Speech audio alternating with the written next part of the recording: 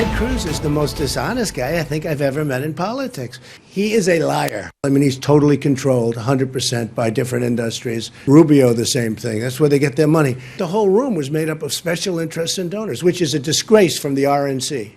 The RNC better get its act together. It has become one of the most overused and now ineffective phrases in the 2016 presidential campaign, almost exclusively used when speaking about Donald Trump, when he doubles down on comments many people seem questionable and deem questionable. But after his press conference performance today in South Carolina, we may have to start using the phrase quintuple down, because the Donald sent this deep in the mud South Carolina stop to a new level. He will not be denied. And even some loyal Trump backers are beginning to wonder how long he can continue to win with threats and promises. The political animal begins right there. Welcome back the erudite former Democratic senatorial aide and contributor at The Hill, Brent Budowsky, joined by the Buckley Fellow in Political Journalism at the National Review Institute, Ian Tuttle. Gentlemen, I want to thank you both for joining us. Ian, let me begin with you. Donald Trump went off today on what was a tour de force for him. I mean, he absolutely went off. Ted Cruz is a liar and a nut. He, of course, hit every single point that he has before.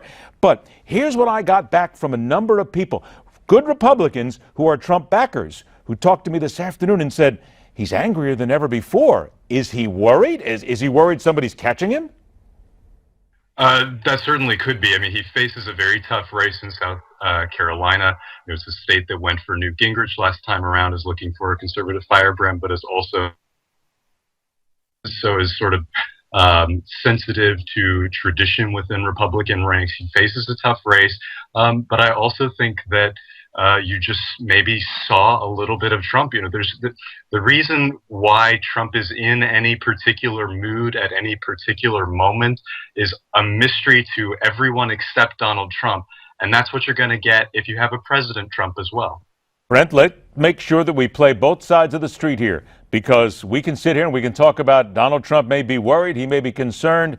Look at the numbers. He has still got a big fat lead in South Carolina, and there's no reason to believe that anybody's going to go anywhere. Are we still not just in the thrall of a guy who can quintuple down whenever he wants? His people will stay with him. They will not be moved. Oh, yeah. Well, when the two front-running Republicans are calling each other liars and bad Christians, that's good for the Democrats. And no doubt about that. But is it also good for Donald Trump when they go at each other like that? Well, we will see, because of South Carolina has its peculiarities as a Republican primary state. But what people forget is that in general election matchups, Hillary Clinton beats Donald Trump, and Bernie Sanders beats Donald Trump by a landslide. Why do they forget that, Brent? Well, I think that the major media, some of our competitors at other networks, want to turn everything into the Donald Trump show. They focus on the short-term news cycle. They think about the next 10 days, 10 minutes, and they don't look at the real ball game here, which is who's going to win the election in November. I think the Republicans, by the way, are making a huge mistake on the Supreme Court, and that'll work to the advantage of Democrats as well. But when they're in a position where they're calling each other names as ugly as they are, that hurts the entire Republican Party. All right. Now, let me come back to you, Ian, on something else that Trump brought into this. He was talking about the fact that Ted Cruz hits him with all these charges, which he claims are false. And he says unless he retracts his lies, he will sue. But he dropped this little nugget here today. The RNC should intervene, and if they don't, they are in default of their pledge to me.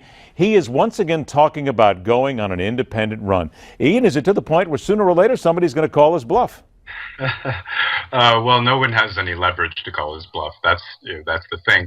But look, this is Trump's angle. He can always flirt. He can always get the media attention back, I should say, by flirting, by throwing out these these little hints and intimations that maybe I'll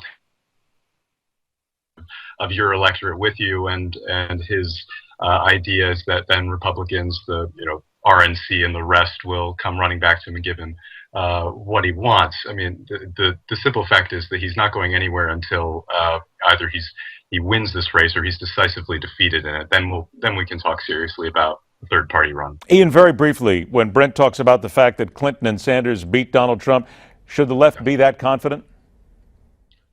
Yeah, probably the right should be aware of that, especially all of these people in the RNC establishment who think that they nice with Trump and then get him into the White House and control him. it'd be hard to get that far.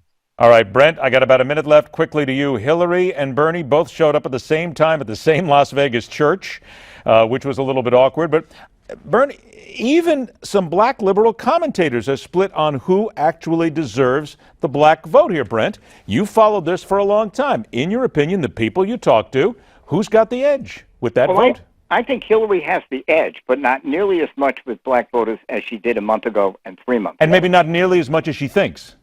Oh, I think they're worried. I mean, she canceled a trip to, out of Nevada to stay in Nevada today. She's worried. She's nervous. The Clinton people are nervous. I guarantee it. Nevada could be closer than people think, but on black votes, I think Hillary has the edge, but Bernie is gaining steam, and it'll be closer than people think. And Hillary, I guarantee you, I promise you, I know this, is nervous. All right, I only got 30 seconds left, Ian. I got to bounce back to the right here because there's so much to talk about here today. 30 seconds to you. Do you find it as fascinating as I do that not one major newspaper in Texas has endorsed Ted Cruz?